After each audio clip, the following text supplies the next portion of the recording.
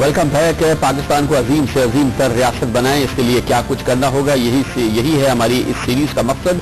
और इसमें आज हमारे साथ मौजूद हैं 654 रिसर्च पेपर्स और 99 किताब लिखने वाले पाकिस्तान के मुमताज साइंसदान, साबिक वजीर, हायर एजुकेशन कमीशन के चेयरमैन और कैम्ब्रिज यूनिवर्सिटी से पीएचडी हासिल करने वाले पाकिस्तानी जनाब डॉक्टर अताउर रहमान। डॉक्टर साहब, आप फरमा रहे थे कि सिंध के तयन के लिए एक कोशिश की गई और उस कोशिश के लिए एक बड़ी एक्सरसाइज की गई ताकि सिंध का तयन हो, तो उसका नतीजा क्या निकला, क्या उसका असर हुआ? इसमें कोई 2 साल लगे, जिसके अंदर हमने इंटेंसिव कंसल्टेशंस की। जो मुल्क के सनतकार थे, ज़राअती शोबों से, IT, biotechnology, engineering, pharmaceuticals, transportation, communication industry वगैरह, इन सब मिनिस्ट्रीज से, जो सब्जेक्ट एक्सपर्ट्स हैं उनसे, जो हमारा डायस्पोरा है मुल्क से बाहर जो अफराद हैं, और फिर हमने एक क्लियर रोड मैप बनाया जिसमें हमने कि क्या करना है उस फील्ड के अंदर, कौन करेगा, कितना टाइम लगेगा और क्या इम्पैक्ट होगा नेशनल इकोनॉमी पे। और इसमें हमने 12 पीएचडीज जो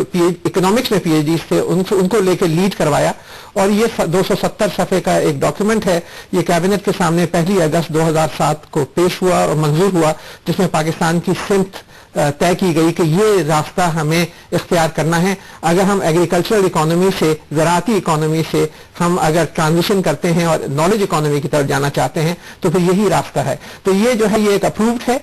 इसको मैं ड्राफ्ट मैंने लिखा ऊपर डॉक्यूमेंट पर, क्योंकि वक्त बदल के साथ साथ टेक्नोलॉजी नई आती जा रही है, लेकिन एक रास्ता मौजूद है। अब सवाल ये है उस पर अमल करना, उसमें लोग ऐसे लगाना हर फील्ड के अंदर जो उस पर, वरना फिर एक डॉक्यूमेंट है which is gathering dust in government archives. ये बहुत आपने बहुत ही इंपॉर्टेंट बात बताई कि इतनी एक्सरसाइज के बाद 2-2.5 हजार लोगों की कंट्रीब्यूशन के बाद 12 पीएचडी इकोनॉमिक्स के उन्होंने इसमें कंट्रीब्यूट किया। बहरहाल ये फरमाइएगा कि बहुत पाकिस्तान के पोटेंशियल की बात होती है डॉक्टर साहब, और आपने इतनी एक्सटेंसिव एक्सरसाइजेस की हैं।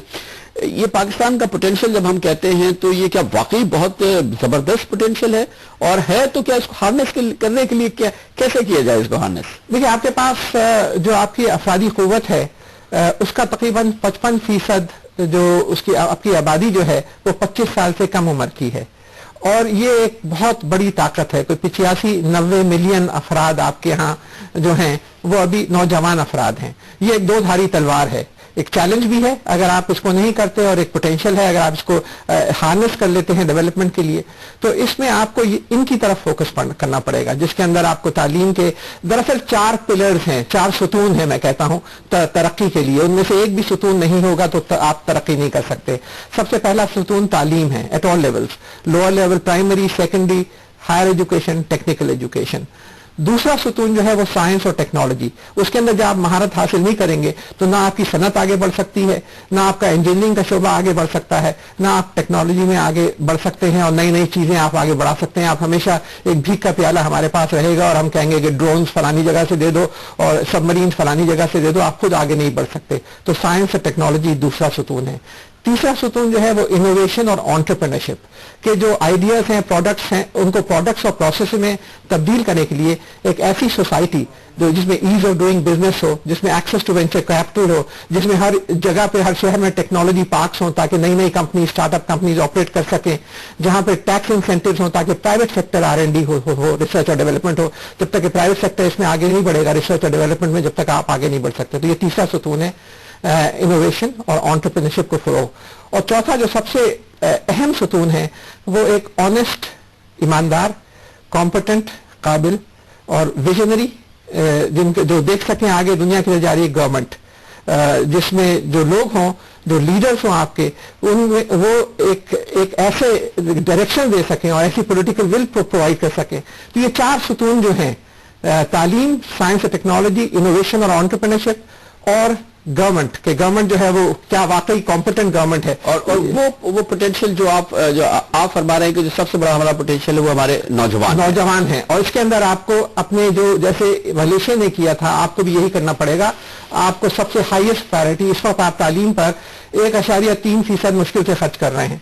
हालांकि 4% का ऐलान मौजूदा प्राइम मिनिस्टर साहब ने भी किया, पहले मुशर्रफ साहब ने भी 4% का ऐलान किया, लेकिन एक्चुअल एलोकेशन 2% है, लेकिन एक्सपेंडिचर जो है वो 1.3% है, जो कि सब सहारन अफ्रीकन कंट्रीज से कम है। यानी इस वक्त जो है आप जो है वो lowest in the level human index जो है आपकी वो कम से कम होतर होती जा रही है। तो आपको सबसे ज्यादा इस पोटेंशियल को टैप करना है, जिसमें टेक्निकल एजुकेशन को वास्ट करना है ताकि लोग जो स्कूल से निकले उनको जॉब अपॉर्चुनिटीज हों। हायर एजुकेशन के अंदर सेंटर्स ऑफ एक्सीलेंस, उसके अंदर खासी तरक्की हुई और 2 अवार्ड्स बैनुल अक़वामी अवार्ड्स पाकिस्तान को मिले। एक ऑस्ट्रियन गवर्नमेंट ने मुझे हाईएस्ट सिविल अवार्ड दिया, एक इनकलाबी तब्दीलियां जो हायर एजुकेशन में आई, और दूसरा इटली ने जो एक अपना जो इंस्टीट्यूशन बिल्डिंग का सबसे बड़ा अवार्ड होता है वो मुझे 1 साल पहले मिला। तो लेकिन एक इब्तिदा थी खाली, we must continue on this road. यानी कि जो हमारा प्रोग्राम था उसकी बैनुल अक़वामी तौर पर रिकॉग्निशन हुई है। जी, और नेचर जो दुनिया का टॉप जर्नल है उसने 3 एडिटोरियल लिखे हैं कि ये मॉडल है दुनिया के ममालिक को फॉलो करने का, और इसको एक सक्सेसफुल मॉडल करार दिया है। तो दुनिया तो ये कह रही है कि पाकिस्तान ये कर रहा है, लेकिन अब पिछले 2 साल के अंदर अनफॉर्चुनेटली अब साइंस और टेक्नोलॉजी का आप देखें कि इस साल का बजट 3.2 अरब था, जबकि मेरे जमाने में जब मैं मिनिस्टर था साइंस और टेक्नोलॉजी का तो 6 अरब बजट था। तो इस वक्त इस साल 3.2 अरब रुपए बजट था, लेकिन 1 अरब से कम इस वक्त कर दिया गया है और रिलीज हुआ है।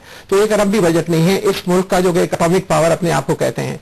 इसी तरह हायर एजुकेशन का 22 अरब रुपए बजट मंजूर हुआ था, लेकिन उसको 50% काट के 11 अरब कर दिया गया है, और दूसरी चीजें हैं, दूसरी तरजीहात है हुकूमत की। और इसी तरह तालीम के अंदर आप देखें लोअर लेवल्स का, तो आपका इसमें सबसे पहले ये नहीं है कि हमारे पास शॉर्टेज ऑफ फंड्स हैं। इसमें मैं बहुत निहायत मुअद्दबाना तरीके से मैं इस बात को कहता हूं कि आपके पास पैसे की शॉर्टेज नहीं है। उस पर तो आएंगे सब।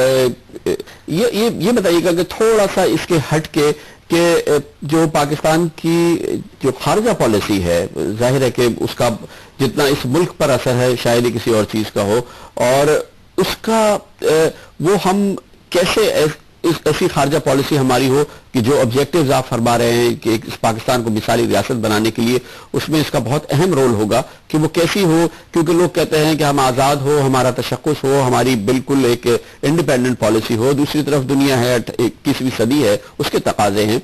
और फिर भारत हमारा हमसाया है, ईरान हमारा हमसाया है, अफगानिस्तान, लेकिन भारत की एक बड़ी मरकजियत है हमारे हालात के अंदर, हमारे ताल्लुकात के अंदर। इस खारजा पॉलिसी को हमारे जो नेशनल ऑब्जेक्टिव्स, इसको मिसाली रियासत बनाने के लिए इसकी बहुत अहमियत है आपके ख्याल में, उसके खदोखाल क्या होने चाहिए? जी, सबसे पहले तो आप इसमें भी रॉकेट साइंस नहीं है, आप और कुछ ना करें, अपना दिमाग इस्तेमाल ना भी करें, सिर्फ हिंदुस्तान की नकल कर लें।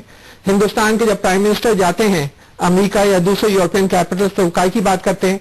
वो बात करते हैं टेक्नोलॉजी की, वो बात करते हैं साइंस की। अमेरिका के साथ एग्रीमेंट हुआ तो उन्होंने न्यूक्लियर अपने असासों को डेवलप करने के लिए, एनर्जी को डेवलप करने के लिए जो उनके साइंस और टेक्नोलॉजी के जो वसी तर प्रोग्राम्स हैं, चाहे वो बायोटेक्नोलॉजी के हों, चाहे वो इंजीनियरिंग के हों, एक अलग यूएसए के साथ इंडिया की साइंस और टेक्नोलॉजी में बहुत अहम प्रोग्राम्स हैं कोऑपरेशन के। इसी तरह यूरोपियन यूनियन के साथ बहुत सारे प्रोग्राम्स हैं।